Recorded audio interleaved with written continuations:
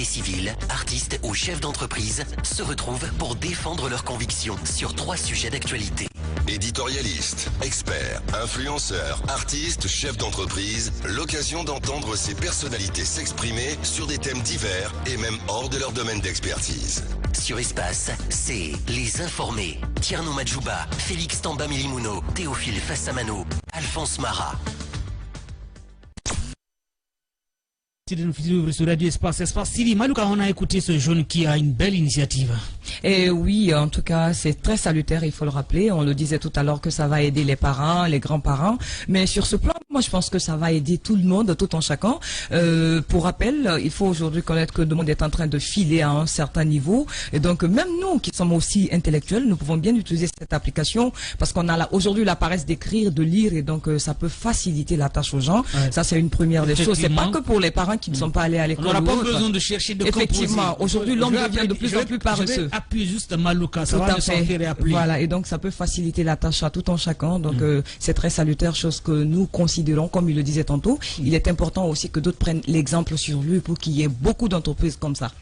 Amadou? Je pense que c'est des initiatives à saluer, comme nous avons un ministère de l'enseignement supérieur, de la recherche scientifique, c'est dans et de l'innovation, c'est dans des choses comme ça. Je pense qu'on a des jeunes Guinéens qui sont ici aussi, qui ont des projets qu'on doit appuyer, qu'on doit financer. On peut se développer sans compter sur nos propres moyens. Si on doit toujours acheter, on devient des éternels consommateurs, alors qu'on doit apprendre à créer et créer. Ça demande de l'argent et beaucoup de courage. On a tout le temps entendu ce slogan, consommons ce que nous produisons et tout. La plupart des applications, quand on en parle, ça vient d'ailleurs et tout. Et nous, on ne sommes que des simples consommateurs. Donc avoir des jeunes Guinéens, avoir donc de telles idées, créer une telle application avec une telle utilité, parce que l'utilité aussi de l'application, moi je pense que c'est très satisfaisant. On espère vraiment qu'il va pouvoir s'entendre avec cette entreprise-là, pour pouvoir divulguer cela et que ça puisse servir un grand nombre de personnes et aussi bénéficier d'un accompagnement de l'État. Pourquoi pas? On espère. On espère quand même. Bonne chance à cette initiative. Sincèrement, il va falloir quand même accompagner des initiatives pareilles. C'est quoi, Alphonse? Il va falloir accompagner ces initiatives pareilles, surtout le secteur public. Il faut que l'État s'implique. Vous avez quand même cette application qui peut être vendue sur le continent. Il a parlé tout à l'heure du déploiement dans des pays comme Congo, en Sierra Leone, au Mali. Il faudrait que l'État guinéen apprenne à estampiller des activités conçues en Guinée, les made in Guinée. En fait, faire en sorte que ces Guinéens-là, que le ministre des Affaires étrangères, par exemple, joue le lobbying pour ce jeune, qui contacte les autorités maliennes. On a Tulip, par exemple, qui avait bénéficié de peu d'appui. Tulip aussi, même si à un moment donné, les Guinéens ont refusé d'acheter ces machines, c'est le Ghana qui lui a fait la cour pour prendre les machines que Tulip a conçues. Donc aujourd'hui, il faudra que le Made in Guinée soit promu par le gouvernement guinéen. On a dépassé le stade où l'État, c'est juste les partenariats. Non. Aujourd'hui, quand la Chine quand les entreprises chinoises veulent s'installer dans un pays, c'est le gouvernement chinois qui joue le lobbying. C'est le gouvernement chinois qui participe même à la négociation des contrats. Donc aujourd'hui, il faudrait que ces entreprises, ces initiatives qui naissent chez nous, puissent être accompagnés par les plus hautes autorités. Que le président de la République ne manque pas, par exemple, de faire une recommandation pour son séjour, par exemple, en Sierra Leone ou même au Mali. Il y a 2 pays, il y a 2 présidents partis qui sont aussi d'accord aujourd'hui que Doumbouya et Assimi Goïta. Donc imaginez le président Doumbouya quand même qui fait une petite note en faveur de ces jeunes-là pour leur installation au Mali. Ça fait qu'ils vont privilégier par rapport à toute autre entreprise qui ira pour négocier ce marché. En fait, plus qu'on apporte beaucoup actuellement pour le Mali. C'est ça. En fait, ils vont avec cet avantage concurrentiel qui fait que non seulement ils sont obligés de déployer un travail énorme parce qu'ils vont vouloir s'imposer par la qualité, mais aussi ça les permettra d'éviter les tracasseries administratives auxquelles ils pourraient être confrontés au point de les décourager. Donc aujourd'hui, il faut que le ministère de l'enseignement supérieur, le ministère des Affaires étrangères et même le président de la République accompagnent tout ce qui est fait d'une Guinée désormais. Bien. Oui, Amadou, augmenter surtout le budget à la recherche et surtout favoriser le retour de nos talents. Parce que lui risque de se retourner. Il va aller s'installer en France pendant qu'on pouvait, par exemple, les Fab Labs le garder en Guinée. Bien. Bonne chance donc à Isiaga. Il y a le développeur de ce projet, une application d'assistance vocale. Monsieur Aboubakar, Monsieur Abdoulaye Bari, bonsoir et bonne arrivée. Merci, bonsoir. Vous allez vous approcher du micro. Vous allez nous aider, Alphonse Mara. Vous avez notre boulot à faire, c'est important. Vous êtes cofondateur de système d'écriture connu sous le nom Adlam, c'est une écriture en poulard. Bon, Adlam en poulard, je ne sais pas sincèrement. Le jeune a parlé de vous, le jeune qui vient de quitter ici, il s'est beaucoup inspiré de vous. Vous vivez aux États-Unis, lui il vit en France. C'était une occasion pour vous aujourd'hui de rencontrer le jeune. C'était même pas prévu qu'ils se rencontrent ensemble, d'autant plus qu'ils ne se connaissaient pas. Quelle analyse faites-vous, quelle lecture faites-vous de son initiative là, cette assistance vocale, cette application? Bonsoir à tout le monde et merci vraiment de m'inviter ici. Bon, l'application qu'il a présentée ici, c'est une grande innovation. C'est quelque chose dont le pays a besoin. Et comme vous le savez tous, vous-même vous avez pris l'exemple sur votre, je crois, votre grand-mère, votre mère. Et vous savez, généralement, les technologies sont conçues ailleurs. Et pour qu'on les consomme telles qu'elles sont conçues. Elles ne sont pas généralement adaptées à nos réalités ici. Mais ce jeune, le projet qu'il est en train de mettre en place, c'est un projet qui se base sur une nécessité qu'il a déjà identifiée sur le terrain, à savoir l'utilisation des téléphones. Et moi-même, maman a ce problème. Donc, et vous rencontrez beaucoup de personnes ici en Guinée. Ils n'écrivent même pas les noms des gens dans les téléphones. Ils mémorisent les numéros. Oui. C'est un talent immense ici que les gens ont vraiment. À chaque fois qu'ils veulent appeler quelqu'un, ils composent le numéro du début à la fin. Mais si on a une application de ce genre, ça peut faciliter vraiment la tâche à beaucoup de nos parents ici, à beaucoup d'autres individus qui n'ont pas accès, à l'école. Afin que ces outils soient plus accessibles. Bien. Vous êtes Abdoulaye Bari, vous êtes cofondateur de l'écriture Adlam, un système d'écriture sous le nom Adlam. Pour ceux qui ne connaissent pas Adlam, ça veut dire quoi et d'où est partie l'initiative? Adlam, en fait, c'est les 4 premières lettres de l'alphabet. C'est A, Da, La, Ma. Bien. Et pour faciliter la prononciation, on dit Adlam. Et comme vous l'avez dit, c'est un système d'écriture de 28 lettres qui comprend 23 consonnes et 5 voyelles. Et en fait, c'est mon frère et moi qui avions créé cet alphabet vers la fin des années 80, début des années 90. Et vous savez, avant, à cette époque, la communication à travers les téléphones n'était pas très développée. Donc, pour avoir des informations de vos parents qui se trouvent par exemple dans une autre ville, vous écrivez une lettre et vous remettez à quelqu'un à la gare et la personne prend cette lettre-là et l'envoie à votre parent. Les lettres là étaient écrites avant avec l'alphabet arabe et pour transcrire le poulard. Mais vous savez, nous avons des sons en poulard qui n'existent pas en arabe. Par exemple, le son Ya. Quand quelqu'un veut écrire Iyan, qui veut dire le son, il peut pas, le son là n'existe pas en arabe. Donc pour transcrire ce son, certains utilisaient le Jim arabe, d'autres utilisaient le Ya arabe. Donc toute personne qui recevait cette lettre était supposée connaître vraiment ce que la personne veut écrire, pour pouvoir bien lire. Il n'était pas donné à tout le monde. D'abord, ce n'est pas tout le monde qui savait lire l'arabe, cet alphabet. Il n'était pas donné à tout le monde aussi de comprendre le poulard. Donc, quand tu recevais une lettre de ce genre, si tu n'étais pas un initié, il fallait trouver quelqu'un pour la lire pour toi. Et moi, là où j'étais à Zérokoré, mon papa... Ah, vous l'avez écrit à Zérokoré? À Zérokoré, effectivement. C'est à Zérokoré que j'ai écrit. Et là, c'est là-bas que je vivais avec mon papa. Et mon papa lisait les lettres, généralement pour les gens dans le quartier, dans la ville. Et c'est avec lui on a appris à lire ces lettres. Et on s'est rendu compte des difficultés liées à la lecture et à la transcription de nos langues en utilisant cet alphabet arabe.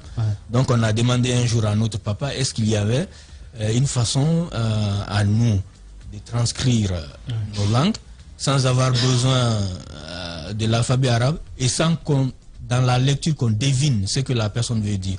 Il nous a dit non, que le seul alphabet qu'il connaît, c'est cet alphabet, l'alphabet arabe qu'on appelle Adjami.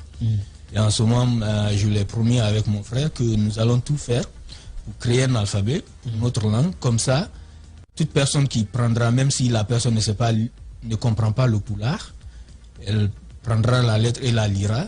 Et celui qui comprend le poulard, il écoutera et saura quel est le message qui est dans la lettre. Bien. Et c'est ainsi que nous avons commencé, mon frère et moi, quand on quittait l'école, on s'enfermait dans notre chambre et on scribait sur du papier. Et c'est comme ça qu'on a réussi à regrouper 27 lettres. pour une première fois.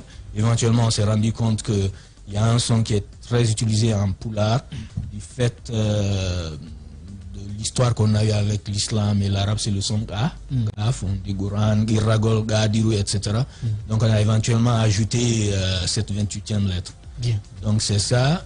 Mais aujourd'hui, l'alphabet Adlam n'est pas seulement pour transcrire le pulaar, ça peut transcrire toutes les autres langues, beaucoup d'autres langues de l'Afrique. Et lorsqu'on était allé à l'Unicode, ça c'est le système international pour le codage des écritures, on a jugé nécessaire d'ajouter 6 autres lettres. Donc au total on a 34. Donc ça permet de transcrire non seulement le pulaar, le wolof, le hausa, le soussou, le manika, etc. Bien. C'est une bonne idée quand même. Et vous êtes les créateurs. Beaucoup même vous appellent des surdoués, vous et votre frère. Vous êtes basé maintenant aux États-Unis. Oui, nous sommes aux États-Unis. Je vis à Portland, Oregon avec mon frère. Bien, Alphonse. Moi, je vais me servir de cette phrase que j'ai lue sur la couverture. How a new alphabet is helping an ancient people write its own future. Comment une... Non, je parle mieux anglais que Kassori. Moi, mon anglais, je l'ai appris. Il est passé. Et lui, il n'a pas appris son anglais. Il a oublié. Comment cet alphabet nouveau pourrait aider un peuple ancien à écrire son futur? Vous savez, bon, quand vous lisez même ce livre, vous saurez de quoi il parle. Ça, c'est un livre qui a été écrit par Microsoft. Sur l'histoire, ça retrace l'histoire de l'alphabet Adlam. Ils l'ont écrit en anglais. Donc, quand vous prenez un côté, c'est en anglais, l'autre côté, c'est en pulaar, Adlam. Mais en fait, comme je le dis souvent, l'Afrique est le seul continent dans ce monde qui a fait le choix, je ne sais pour quelle raison, si c'est par, vous m'excuserez du mot, par lâcheté de nos dirigeants ou pour juste chercher des raccourcis. Nous sommes le seul continent à avoir fait le choix d'étudier dans les langues du colon après qu'on ait proclamé nos indépendances. La Chine, les pays de l'Asie, disons de façon générale, ne le font pas. Ils ont été colonisés. Il y en a même qui ont été obligés de faire recours à la guerre brutale et violente pour se libérer du joug européen. C'est le cas du Vietnam, les Corées, la Malaisie, etc. Mais tous ces pays aujourd'hui qui sont avancés, tout le monde sait par exemple qu'à l'indépendance, on le dit souvent, le PIB par habitant de la Corée était le même que celui d'un pays africain. Mais aujourd'hui, on ne peut pas comparer la Corée à aucun pays africain. La Corée du Sud, la Corée du Nord, en matière de technologie, sont avancés parce qu'ils peuvent se faire des bombes nucléaires. Donc c'est des pays qui sont avancés, mais ils le font dans quoi? Dans leur langue et dans leurs écritures.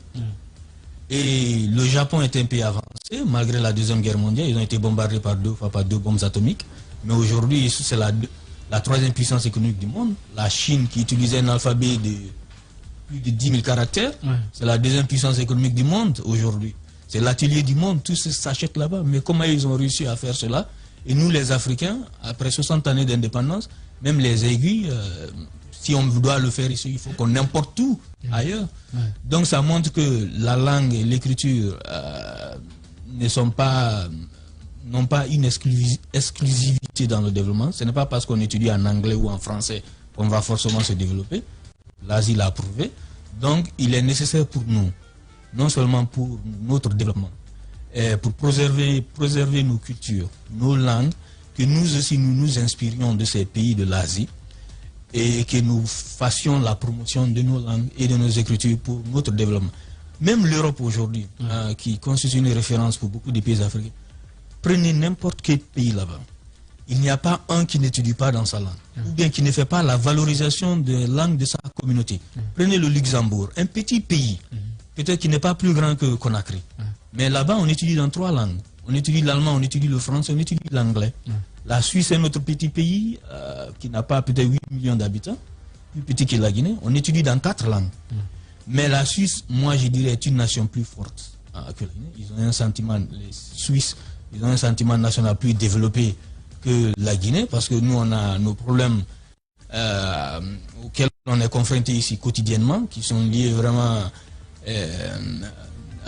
à ce que c'est qu'un citoyen même en Guinée. Mais si la Suisse réussit à le faire avec 4 langues, on peut le faire ici aussi.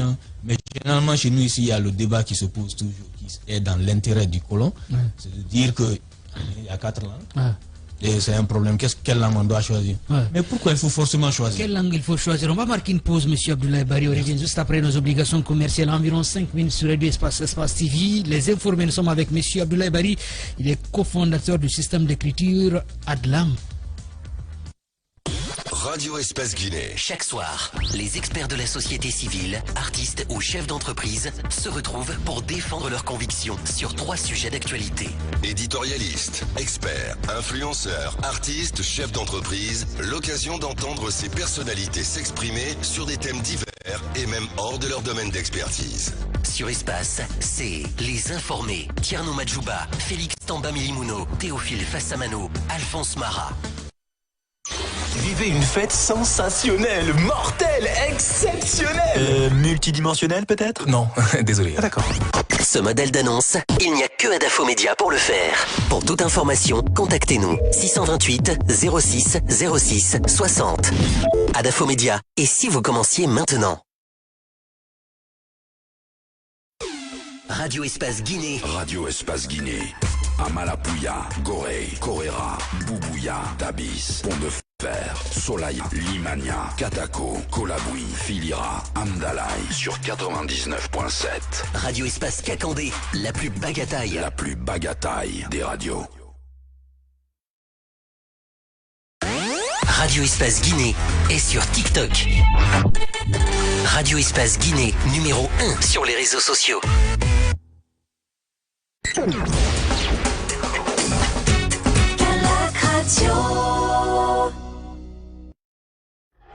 Dans tout le Nabaya. Dans tout le Nabaya. Baté, Mandiana, Sigiri. C'est Radio Espace sur 99. Radio Espace Cancan, la plus cancanaise des radios.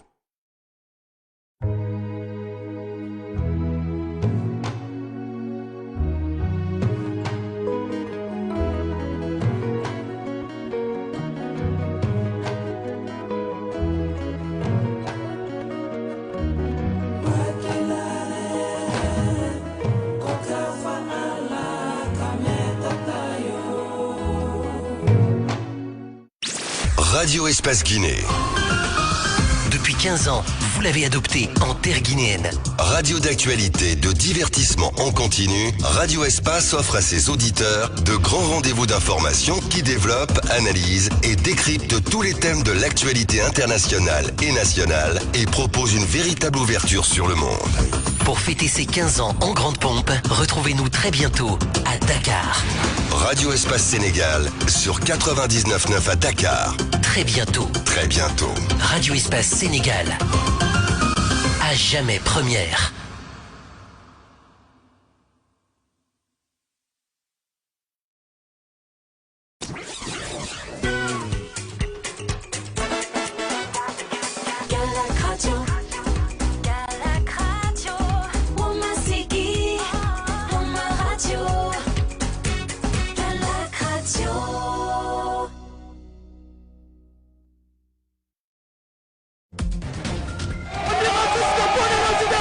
Les réactions à Conakry recueillies par notre partenaire, l'Espace TV. Retrouvez-nous sur les réseaux sociaux. Radio Espace sur Facebook et Twitter. Radio Espace Guinée. Numéro 1 sur les réseaux sociaux depuis plus de 10 ans. En route pour de nouveaux horizons. Aventure, évasion, rencontre, partage, dépaysement. Voir la Guinée autrement. Pour cette rentrée, nous vous proposons des inédits.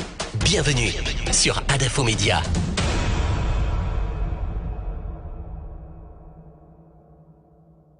Espace TV Guinée est sur YouTube. Abonne-toi. Espace Guinée sur YouTube. Espace TV en avance sur les réseaux sociaux. C'est qui le champion à Guinée? C'est qui le champion à Guinée? Espace, espace, espace, espace, espace. Les talents sûrs ne meurent jamais.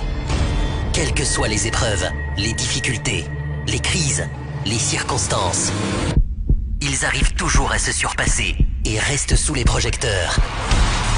Avec l'audace, tout devient possible. Les plus beaux palmarès de l'audiovisuel guinéen, c'est sur Adafo Média. Adafo Média. Le futur, vivons-le ensemble. Vivez une fête sensationnelle, mortelle, exceptionnelle. Multidimensionnelle peut-être? Non, désolé. Ah, d'accord. Ce modèle d'annonce, il n'y a que Adafo Média pour le faire. Pour toute information, contactez-nous 628 06 06 60. Adafo Média. Et si vous commenciez maintenant? Radio Espace Guinée. Radio Espace Guinée. Amalapouya, Gorée, Koréra, Boubouya, Dabis, Pont-de-Fer, Solaya, Limania, Katako, Kolaboui, Filira, Amdalaï sur 99.7. Radio Espace Kakandé, la plus bagataille. La plus bagataille des radios. Radio Espace Guinée est sur TikTok. Radio Espace Guinée, numéro 1 sur les réseaux sociaux.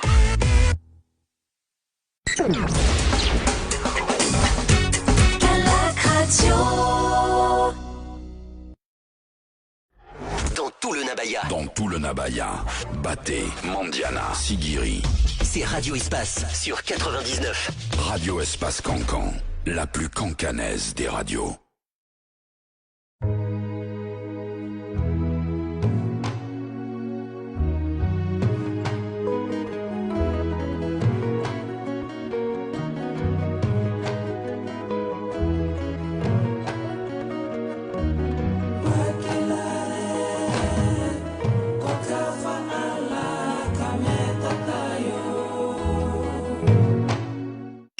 Radio Espace Guinée. Depuis 15 ans, vous l'avez adopté en terre guinéenne. Radio d'actualité, de divertissement en continu, Radio Espace offre à ses auditeurs de grands rendez-vous d'information qui développent, analysent et décryptent tous les thèmes de l'actualité internationale et nationale et propose une véritable ouverture sur le monde. Pour fêter ses 15 ans en grande pompe, retrouvez-nous très bientôt à Dakar. Radio Espace Sénégal sur 99.9 à Dakar. Très bientôt. Très bientôt. Radio Espace Sénégal. À jamais première.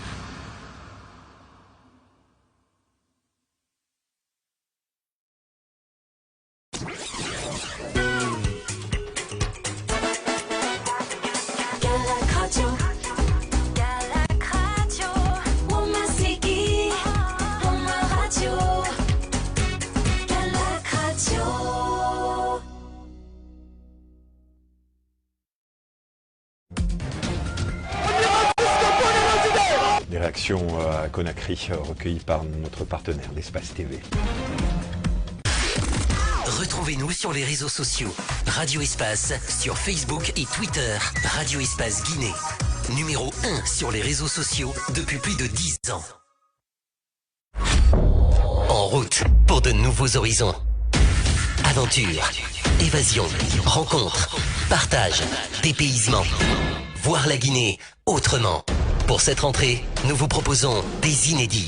Bienvenue sur Adafo Média.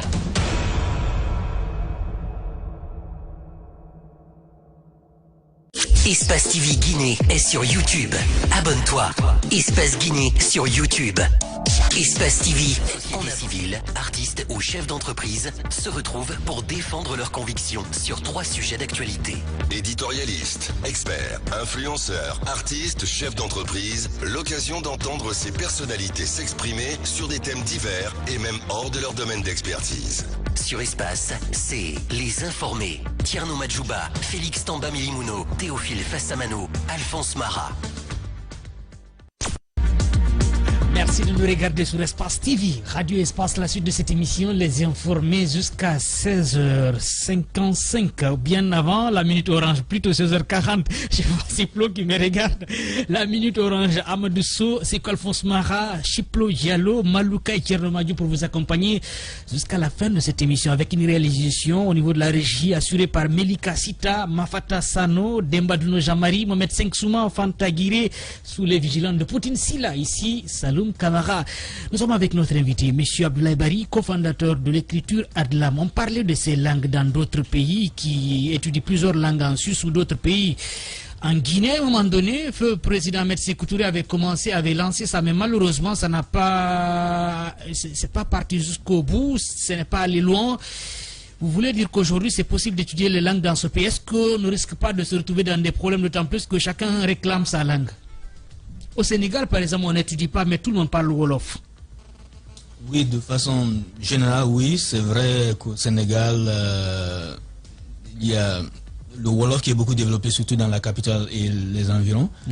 Mais comme je l'ai dit, la multiplicité ou bien le fait qu'on ait un nombre de langues important dans un pays n'est pas un problème.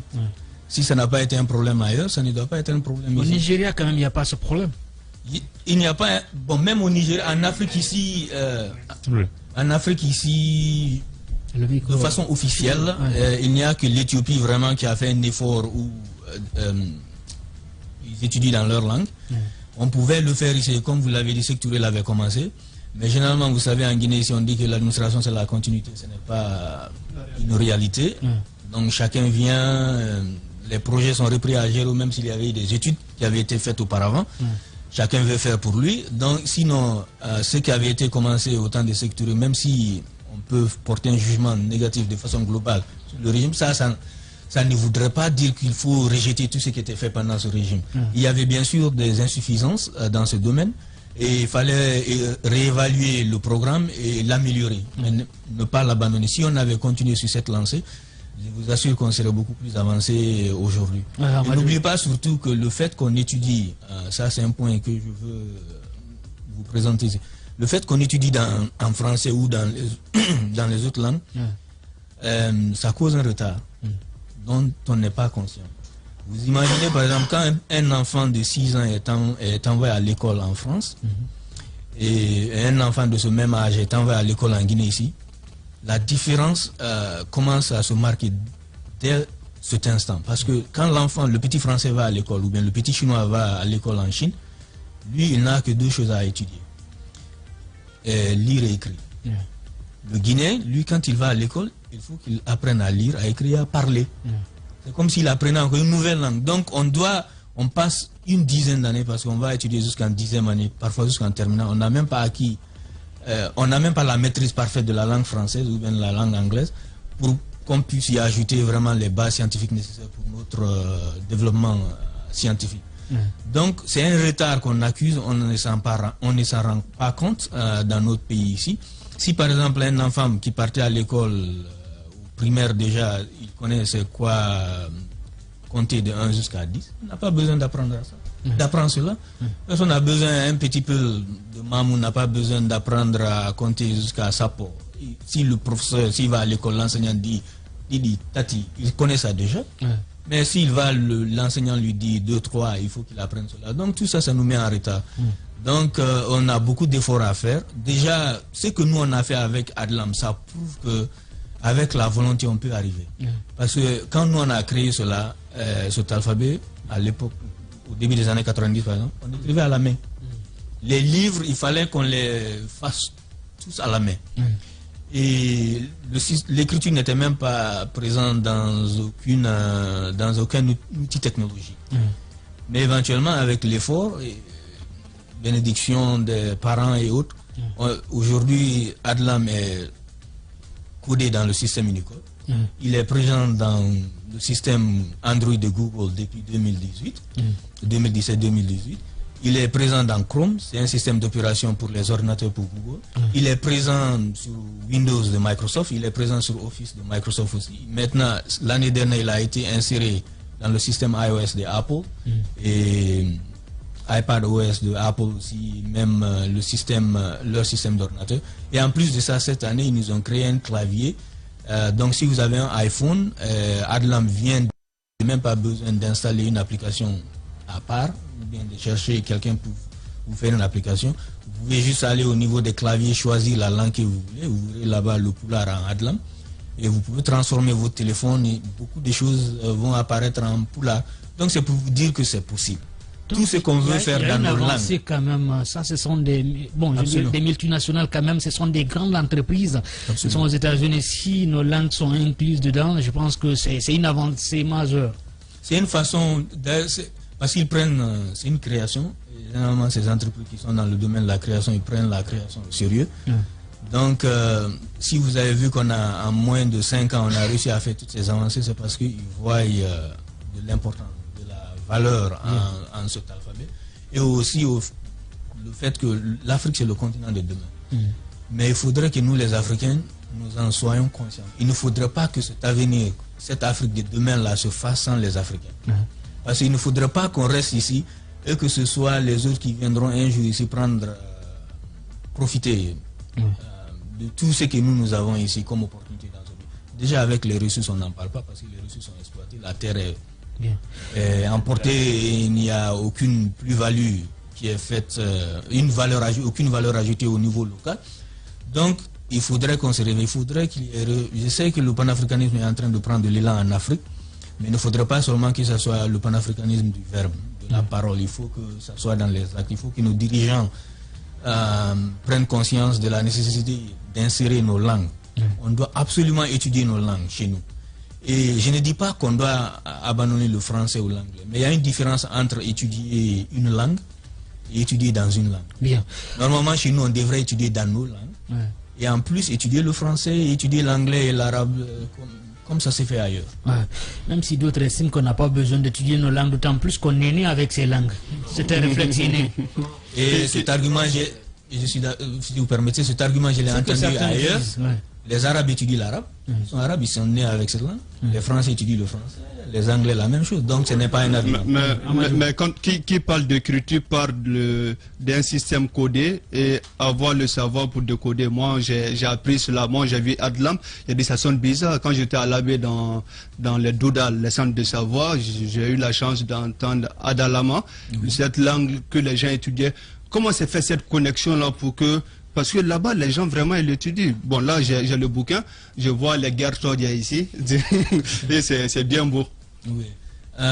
Vous savez, comme je l'ai dit tantôt, le fait que le gouvernement, depuis après sectouré, ne s'est plus engagé dans la promotion de nos langues, nous sommes obligés vraiment de compter sur les communautés pour faire la promotion de cet alphabet. C'est pourquoi l'AB, par exemple, est partout ailleurs en Guinée, même dans les autres pays, parce que cet alphabet est utilisé aujourd'hui de Banjul jusqu'au Soudan, l'alphabet Adlam. Donc on est obligé de compter sur la mobilisation des communautés locales. Et il y a de l'engouement parce que avant, vous n'entendiez parler de l'enseignement du Pulaar qu'à travers les projets d'alphabétisation. Dès que le projet est fini, l'effort disparaît. Mais avec Adlam, on se rend compte qu'il y a de l'engouement. C'est les communautés locales même qui se mobilisent et qui organisent, comme vous l'avez vu à l'AB, ce n'est pas quelqu'un qui finance, qui que ce soit. Tout ce que vous voyez en train de se battre pour la promotion de Adlam le font de façon non volontaire. Parce qu'ils aiment la langue, ils veulent que nous aussi, l'Afrique soit fière, que nous soyons représentés partout dans le monde. C'est pourquoi ils le font. Donc, au-delà même du fait que l'État devrait s'impliquer, je trouve que ce que nous sommes en train de faire pour le moment, ça nous réussit et on doit continuer à multiplier ces efforts, mais surtout aussi que l'État prenne conscience de la nécessité d'aider nos langues dans nos pays. Malouka, c'est déjà une très bonne avancée, aider déjà nos langues maternelles à avancer. Mais la première des choses ou le souci, est-ce qu'il y a une consultation entre vous et les autres langues qui essayent de se développer aussi, comme le Nko et aussi de la Basse-Côte, nous avons Kouré Sebeli et autres. Est-ce qu'il y a une consultation entre vous? Il y a de la collaboration dans certaines activités que nous menons sur le terrain ici. Il y a de la collaboration. Parce que vous avez parlé tout à l'heure de la réalité guinéenne. Nous avons beaucoup de dialectes. Si tout le monde se met à créer des dialectes en se ressourçant de leur langue maternelle, qu'est-ce que ça va donner après? Est-ce que ça va nous permettre d'évoluer? Si vous permettez, je vais d'abord vous dire que... Le micro. Le mot dialecte, c'est un mot à éviter, parce que ça, c'est un mot, c'est un héritage de la colonisation. Nous avons des langues ici, pas des dialectes. Le Pulaar est une langue, mais il a des dialectes. Le Soussou est une langue. Donc, comme je l'ai dit... Vous pouvez nous dissocier ça déjà? Vous parlez de langue Pulaar et dialecte. La différence c'est que, par exemple, il y a le Pulaar qui est parlé en Guinée, qui est un peu différent du Pulaar qui est parlé au Sénégal. Donc la langue c'est le Pulaar, il y a le dialecte sénégalais et guinéen de cette même langue. Je suis d'accord, mais vous êtes d'accord que nous avons des dialectes quand même? Nous avons des dialectes en Guinée ou pas? On va rentrer dans les cours linguistiques. Oui. Nous avons des langues qui ont des variantes parlées en Guinée ici. Il y a le Soussou qui est parlé en Guinée, il y a aussi du Soussou qui est parlé en Sierra Leone. Je comprends. Comme le malinké et le bambara. Exactement. Ça, c'est des dialectes de la même langue. Donc, il faut... Généralement, pour dévaloriser nos langues, on les appelle des dialectes. Des dialectes pour ne pas qu'on leur donne la valeur d'une langue. Sinon, le français a ses dialectes aussi. Parce que le français parlé au Québec est différent un peu de celui qui est parlé en France. Oui. Voilà. Donc, comme je l'ai dit, le fait qu'on ait le Soussou, le Pulaar, le Maninka ici, ce n'est vraiment pas un problème. Ce n'est même pas un débat. J'étais l'année surpassée en France, j'ai participé à une conférence de l'UNESCO où on parlait de ce même sujet. Vous savez, à l'époque, il y avait une théorie qui avait été développée que pour construire une nation, il faut non seulement avoir un héritage commun, une langue commune, une histoire commune, etc. Mais on commence à se rendre compte au fur et à mesure que ce n'est vraiment pas la nécessité. Ce n'est pas pour construire une nation, ce n'est pas nécessaire d'avoir une seule langue. Et d'ailleurs, en Europe, quand je suis allé là-bas, et j'étais même surpris de voir par exemple des Suédois. Quand on entend parler de la Suède ou de la Norvège, par exemple, on pense qu'il n'y a qu'une seule langue qui est parlée là-bas. Il y a des communautés là-bas dont les langues ont été oubliées, mais qui se réveillent. Parce que tout le monde se rend compte maintenant que la construction d'une nation ne repose pas seulement sur une seule langue. Parce que quand vous tuez les autres langues, vous tuez une partie de l'histoire, de la culture, des peuples qui parlent dans cette langue-là. Parce qu'il y a des mots, par exemple en Pulaar, qui sont uniques au Pulaar, qu'on ne peut pas traduire dans une autre langue. Dans une autre langue. Mounugol, par exemple, ça c'est une activité liée à l'île. On ne peut pas vraiment traduire en Pulaar. Il y a des mots, par exemple, nos langues sont riches. Par exemple, en français, porté sur la tête, porté au dos, etc. Mais porté aux épaules. Mais en Pulaar, on a un mot pour chacune de ces activités. Rondagol, Bakagol, Bambougol, Babagol. Ça, donc si on laisse nos langues disparaître, tout ça va disparaître. Et une partie, par exemple, le mot moussidal, par exemple. Il y a beaucoup qui ne savent pas que la communauté Peul était historiquement matrilinéaire. Mais en analysant, par exemple, le mot moussidal, on peut s'en rendre compte. Mais donc si on fait disparaître la langue Pulaar, ça c'est une partie de notre histoire, de notre culture qui disparaît. Donc on peut valoriser nos langues, étudier dans nos langues, se comprendre et s'unir dans un même pays et parlant différentes langues, et ce n'est pas un problème. Déjà, on parle différentes langues ici. D'accord. Ce n'est pas un problème. Ce n'est pas un problème, selon vous, monsieur Abdoulaye Bari, cofondateur de l'écriture Adlam. J'ai envie de savoir, comme d'autres Guinéens, comment vous êtes arrivé à intégrer Microsoft? Est-ce que ça a été facile? À quel moment vous êtes arrivé en ligne? Parce que je pense que c'est Microsoft qui est arrivé en première position avant de parler d'autres entreprises. Google. Google.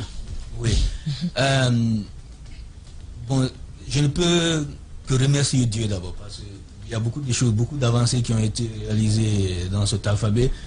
C'est en quelque sorte, je peux dire, un peu miraculeux, parce que ce n'est pas qu'on est riche ou bien qu'on avait avant de très grandes relations, même si on a de bonnes relations maintenant dans ces entreprises. Mais au début, tout est parti du fait que, quand moi je suis parti aux États-Unis en 2003, j'avais essayé de contacter le système d'organisation Unicode, qui est chargé de coder ces écritures, mais je n'avais pas réussi. Mon frère est parti aux États-Unis, il s'est inscrit dans un cours... le micro, approchez-vous un peu s'il vous plaît. Il s'est inscrit dans un cours de calligraphie.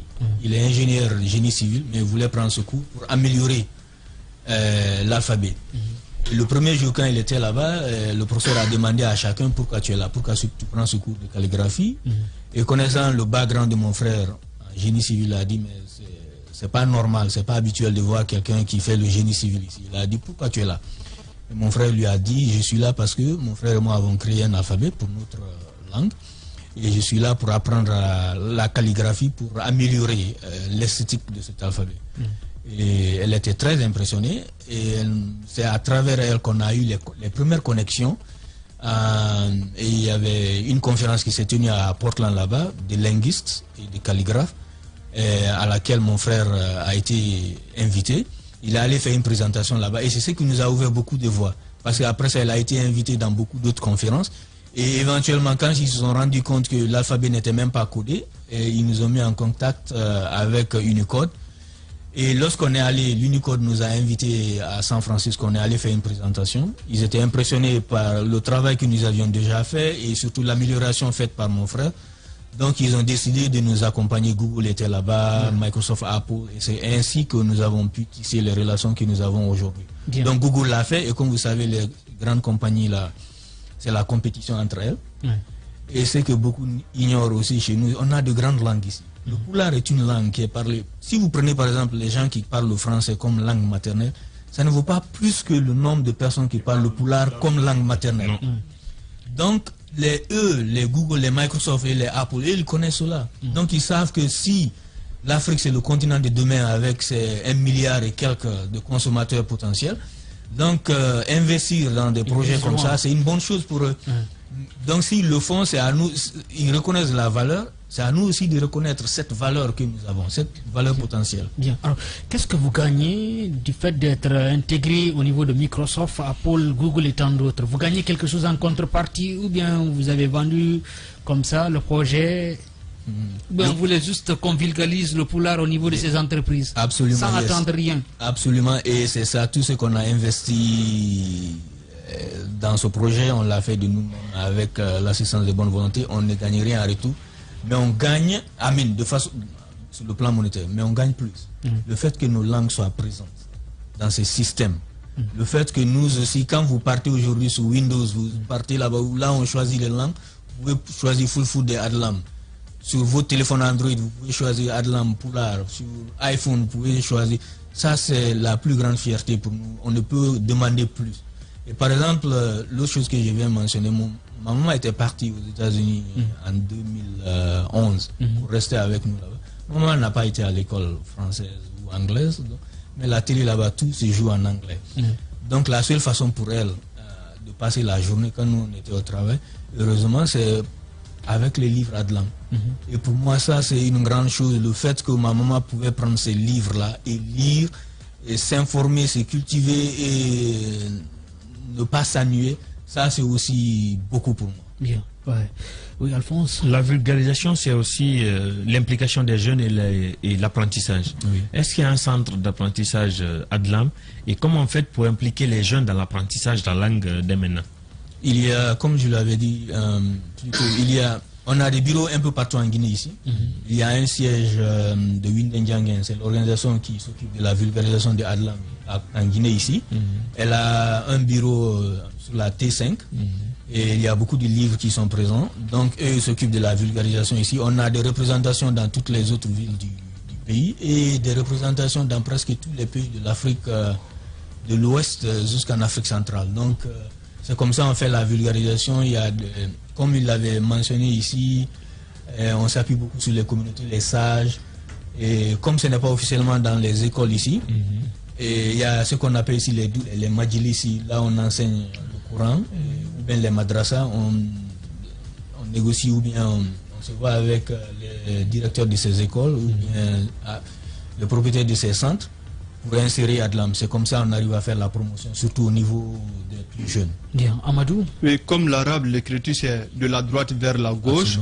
Alors, quand on prend, c'est codé. Cette écriture, ça ne peut pas servir l'armée guinéenne, les services secrets guinéens pour coder les différents messages qu'ils pourraient avoir entre autres, parce qu'on est dans un monde là où il y a beaucoup d'espionnage. Et j'aimerais savoir si on a le Saint-Coran en Adlam. Oui, pour commencer avec la dernière question, oui, le Coran a été traduit en Pulaar avec l'écriture Adlam. Et pour le système de codage, ça peut-être les gens qui sont spécialistes en matière de sécurité peuvent peut-être mieux se prononcer dessus. Mais déjà, le fait qu'on ait notre propre alphabet, en tout cas, ça oblige peut-être l'étranger à faire un effort de plus pour nous comprendre. Bien. Et le contact avec le ministère de tutelle? Bon, on a à travers, comme je l'ai dit, le bureau qui représente ici Windendjangen, nous sommes en contact avec les autorités, même si, comme je l'ai dit, officiellement, l'alphabet n'est pas inséré dans le système.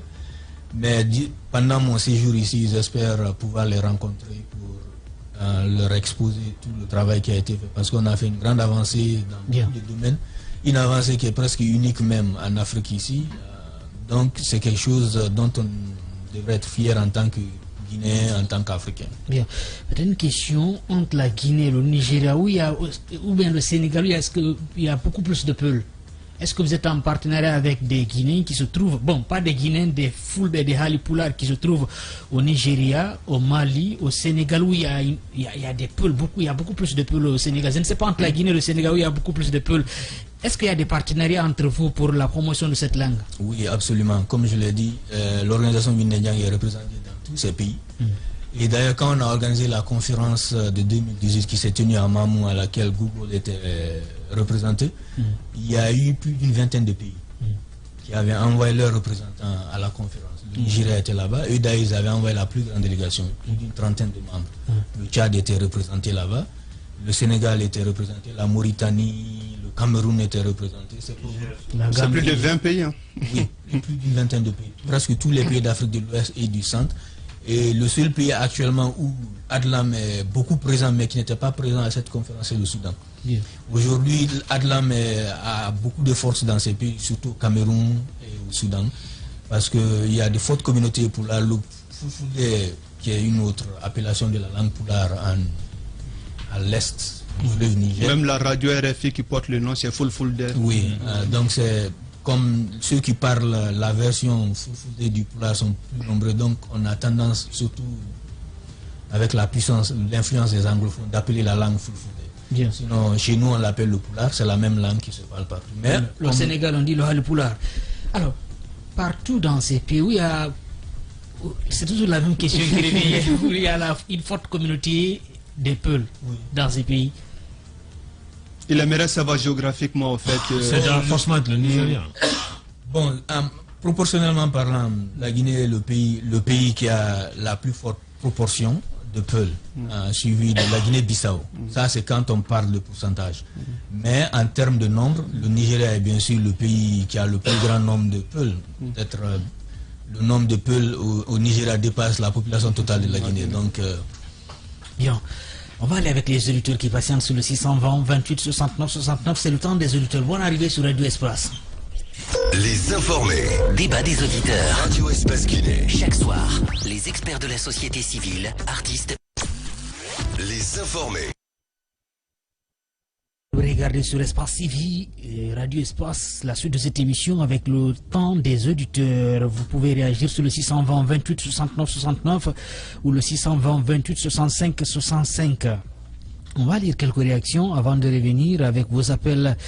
Bonsoir Madjou, bonsoir toute l'équipe des informés. C'est très facile pour Chiplo de dire que si on lui demandait son avis, on allait arrêter de donner les pécules aux étudiants. C'est compréhensible car il n'est plus étudiant, car ce n'est pas tout le monde qui se débrouille, qu'il se sache. Voilà, lui c'est Mamadou Mouktar, Rêve d'Afrique, qui réagit sur Twitter. On va enchaîner avec d'autres réactions. Bonsoir Madjou. On n'a pas des universités dignes. La Guinée est le seul pays qu'un étudiant sortira de la fac sans faire stage ou pratique car nos labos sont archaïques et ne sont pas équipés. Le système est pourri par la tête. Courage aux jeunes Guinéens. Amadou Diallo depuis son Founia qui réagit. On va prendre un appel avant de revenir avec vos réactions sur Twitter. Bonsoir et bonne arrivée sur Radio Espace. Encore une fois, bonsoir mon frère Madjou, bonsoir à toute l'équipe. Je me nomme Sidibé Abakar qui vous appelle dans Côte-d'Ivoire. Arrivé Sidibé, on vous écoute. Merci bien pour cette nouvelle opportunité. Je voudrais commencer par cette brouille des étudiants. Écoutez, moi je pense qu'il ne faudrait pas concevoir la face. Il faut reconnaître que nos étudiants souffrent. Être étudiant, franchement, il faut être quelqu'un qui est très courageux. Imaginez-vous, la première année, vous n'avez que 85 000 ou 95 000 comme bourse d'entretien. Imaginez-vous aujourd'hui, dans un amphithéâtre, vous avez plus de combien d'étudiants? J'ai été l'un des auditeurs, l'un des Guinéens qui avait sollicité auprès des nouvelles autorités pour faire en sorte qu'on oriente certains étudiants dans les écoles, dans les universités privées. Vous savez, le problème c'est quoi? C'est qu'il y a un problème, n'est-ce pas, de suivi. Il y a un problème, n'est-ce pas, d'honnêteté. C'est extrêmement important de le souligner. Certains ont dit que quand vous orientez, ça va revenir à la même chose. On peut décanter les meilleures universités. Et on oriente, n'est-ce pas, nos bacheliers dans ces universités. C'est extrêmement important. Il ne faut pas prendre toutes les analyses mettre sur les universités. Il y a des universités responsables. C'est vrai que personnellement, j'ai critiqué le fait que certaines universités privées aient gonflé le nombre, n'est-ce pas, des bacheliers orientés au sein de leurs universités. Mais je crois qu'à partir du moment où les responsabilités sont prises, nos dirigeants prennent les responsabilités. on peut orienter les gens, mais on ne peut pas continuer, n'est-ce pas, avoir plus de 200, 300, 400 étudiants, n'est-ce pas, dans une salle. Bien, maintenant, allons au deuxième sujet, parce qu'il y a beaucoup qui patientent, on va donner la chance à beaucoup d'intervenants. Oui, M. Fofana. M. Sidibé plutôt. Et concernant notre invité, écoutez, je l'ai écouté avec beaucoup d'intérêt. Je crois qu'il faut faire la promotion, n'est-ce pas, de nos langues nationales. Mais la question que je voudrais poser à notre invité, c'est que quand vous prenez le Sénégal, nous allons au Wolof. Quand vous connaissez, par exemple, le Mali, nous avons Bambara. On dit que c'est la langue qui est fréquemment parlée là-bas, quoi. Mais en Guinée, nous avons le Zouzou, le Pulaar et Tré. Est-ce possible aujourd'hui, avec le Nko et autres langues des autres, c'est-à-dire des autres communautés, est-ce qu'ils peuvent finir pour nous donner une langue unique? C'est extra important parce que la division, l'ethnocentrisme commence par là-bas. Merci, bon sur le programme. Portez-vous bien, bonne soirée, monsieur Fofana, c'est ça. Sidibé plutôt, monsieur Abdoulaye Bari. Oui, ce que j'aimerais dire par rapport à sa dernière question, c'est qu'il ne faut pas qu'on complique un problème qui est simple. Parce que dire qu'on va associer le Pulaar, le Soso, le Maninka à créer une autre langue, c'est ajouter une autre complication aussi. On a déjà nos langues. Le problème d'ethnocentrisme qu'on a en Guinée, c'est beaucoup plus, à mon avis, un problème de gouvernance. Lorsque l'État sera juste envers tout le monde, lorsque le fait que tu appartiennes à une ethnie ou à un clan ne te donne pas un privilège ou un avantage par rapport à un autre, ça fera de sorte que l'ethnocentrisme va disparaître. En Guinée, entre les citoyens, il n'y a vraiment pas de problème. Moi, je suis né à Zéro, c'est là-bas j'ai grandi. Mes meilleurs amis sont des autres communautés. Je n'ai pas ce problème. Je peux parler à Maninka. Comme je l'ai dit, ça, c'est pas le problème. Le problème d'ethnocentrisme, c'est un problème de gouvernance. Le problème de promotion de nos langues, ça c'est un autre. Promouvoir les différentes langues ne va pas promouvoir la division ethnique en Guinée. Parce que déjà, chacun parle sa langue. Et le fait que tu parles le Pulaar ne fait pas que tu n'aimes pas un Malinké, et vice-versa. Bien, monsieur Abdoulaye Bari, cofondateur de l'écriture Adlam. Bonsoir Madjou, Gamal, à l'instar des universités publiques, reçoit des très bons élèves et libéré des mauvais étudiants par manque d'équipement, par difficulté de transport. Tu habites à Kalbélé, tu dois étudier à Gamal, ça demande un courage avec cette conjoncture. Lama Bank qui réagit. On va prendre un appel avant de revenir avec vos réactions. Bonsoir et bonne arrivée sur Radio Espace.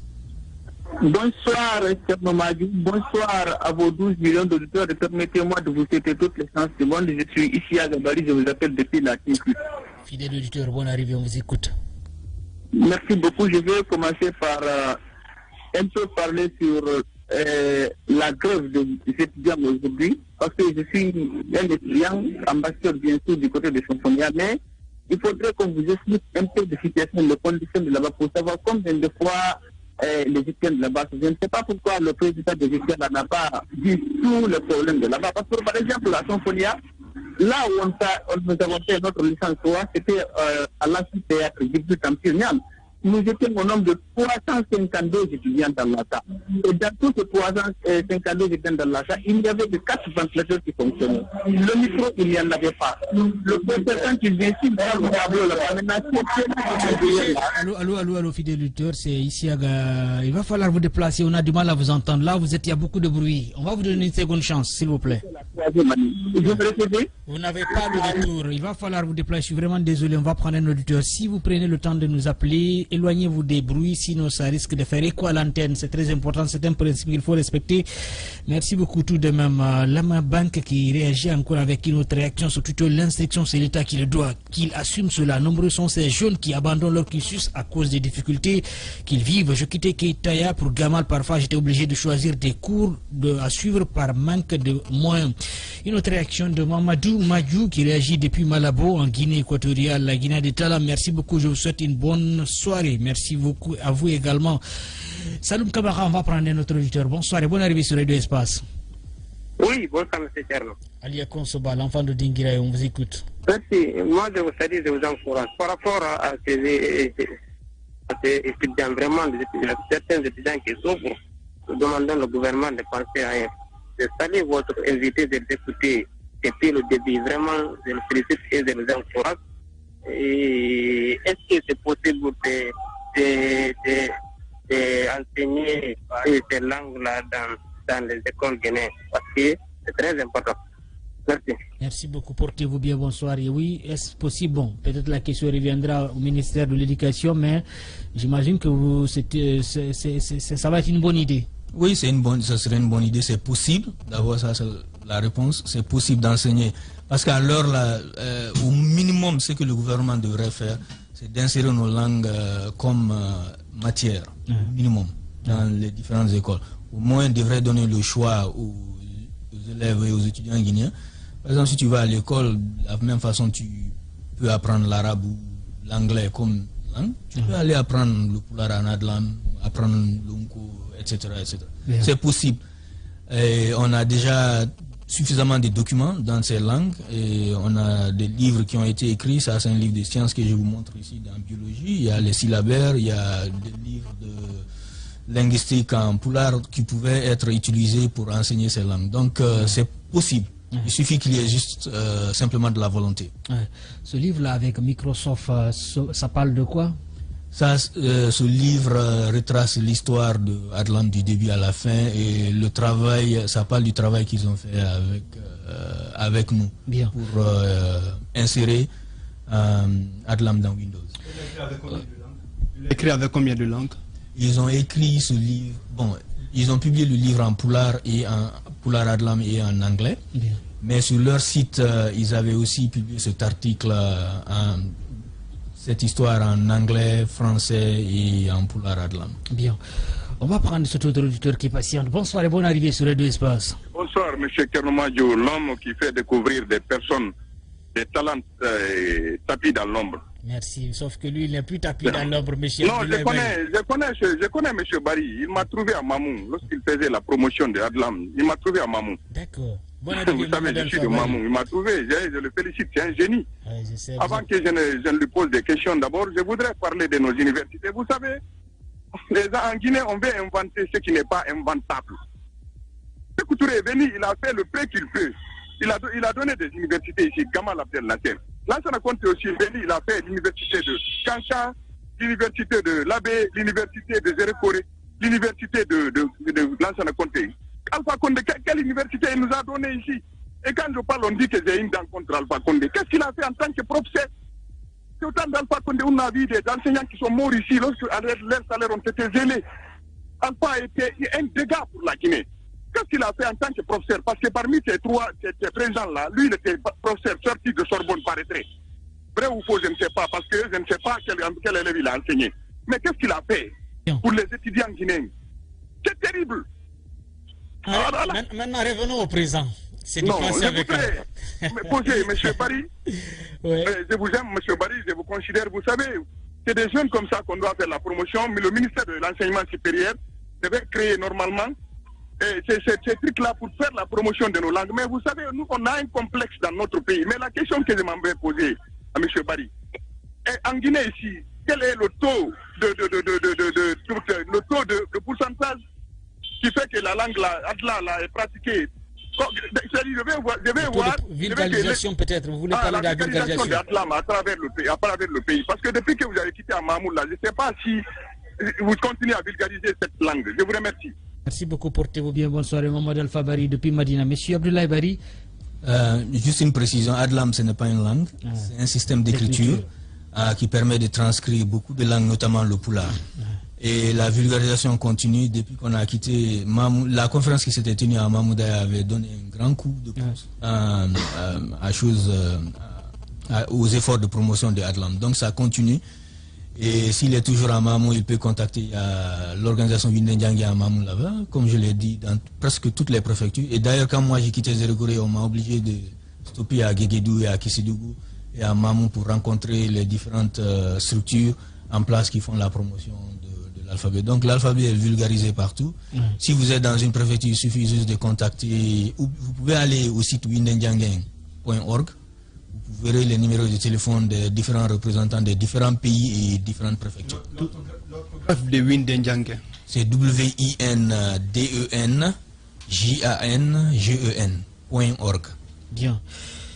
C'est vrai que tout est parti de Zérékoré. Et vous partez toujours à Zérékoré ou bien à la famille toujours à Zérékoré? Oui, je viens même de quitter Zérékoré.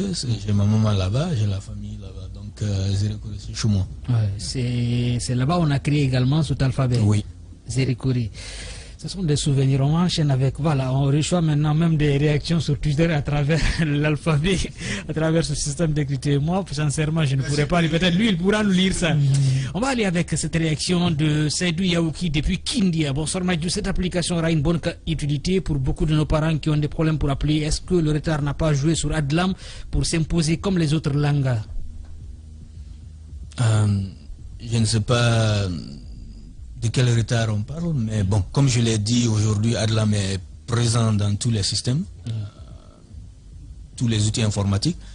L'effort qui reste, c'est juste une décision politique. Comme je l'ai dit, c'est le gouvernement qui peut décider, ok, on va insérer Adlam et Nko et les autres dans le système éducatif guinéen, et ça sera fait. C'est eux qui décident de la politique d'éducation en Guinée ici. Ce que nous pouvons faire, c'est ce que nous sommes en train de faire, la promotion et la vulgarisation avec les communautés locales à la base. Moi, je reçois une réaction sur Twitter, mais c'est un système d'écriture en Adlam. Vous allez nous dire le nom de la personne et nous dire qu'est-ce qu'il a écrit. Je vais vous remettre le téléphone. C'est vous qui allez animer maintenant l'émission. En haut, je ne sais pas qu'est-ce qu'il a écrit sincèrement. Tcherno Ismaïla Diallo. C'est Tcherno Ismaïla Diallo qui a écrit Kodengal woni wonki leñol. Ko kangal kadi woni marirde ngalu rendo e laana pine mum sabu ko dengal ɓiɓɓe ɓen jango ronirta pine men ɗen hande. C'est ce qu'il a écrit ici en Adlam. Amadou, ça veut dire quoi? C'est un poula profond en plus. Il a dit que c'est la langue qui est l'âme d'un peuple. C'est la langue aussi qui est le réceptacle de la richesse d'une nation, et c'est le véhicule aussi de la culture. C'est à cause de la langue que les enfants de demain vont hériter de notre culture aujourd'hui. On voit que c'était plus simple en plat. Comment il s'appelle? Ismaël, je crois. Ismaël. Monsieur Abouakar Abdoulaye Bari, merci d'être intervenu et bonne chance à vous. J'imagine votre retour bientôt aux États-Unis, à Portland. Oui, je suis là pour le moment. Je vais peut-être essayer de voir quels sont les efforts à entreprendre ici pour vulgariser, pour rencontrer peut-être les autorités et voir dans quelle mesure, comme je l'ai dit, on peut insérer cet alphabet et nos langues dans le système éducatif guinéen. Donc je suis là pour le moment. Heureusement, bon. Covid, c'est un malheur pour le monde, mais ça me permet de travailler à distance aussi. Donc je vais rester ici travailler pendant que je fais ces démarches. Votre frère avec lequel vous avez créé ce système d'écriture, lui, il vit aussi aux États-Unis? Oui, il vit aux États-Unis. C'est comme je l'ai dit, c'est un ingénieur en génie civil qui travaille pour la mairie de Portland, Oregon. Bien. Merci beaucoup d'être passé ce soir dans cette émission Les Informés sur Radio Espace, et à bientôt. Bonne chance à vous. Merci beaucoup, merci à tout le monde ici. Bien. À la régie, nous avons Melika Sita, Mafata Sano, Dembadouno Jean-Marie, Mohamed Seng Souma, Fantagui avec une réalisation de Poutine Silla ici à la radio. Saloum Kamara, merci à Malouka, à Amadousso, Chiplo Diallo, Alphonse Mara, ici Tcherno Madjou, Détiba. On se donne rendez-vous le lundi dans cette émission Les Informés sur Radio Espace, Espace TV. Portez-vous bien et bonsoir aux téléspectateurs qui nous regardent du côté de Chicago, aux États-Unis d'Amérique. Au revoir. Chers auditeurs, merci de rester fidèles. Chaque soir, les experts de la société civile, artistes ou chefs d'entreprise se retrouvent pour défendre leurs convictions sur 3 sujets d'actualité. Éditorialistes, experts, influenceurs, artistes, chefs d'entreprise, l'occasion d'entendre ces personnalités s'exprimer sur des thèmes divers et même hors de leur domaine d'expertise. Sur Espace, c'est Les Informés. Tierno Madjouba, Félix Tamba Milimuno, Théophile Fassamano, Alphonse Mara.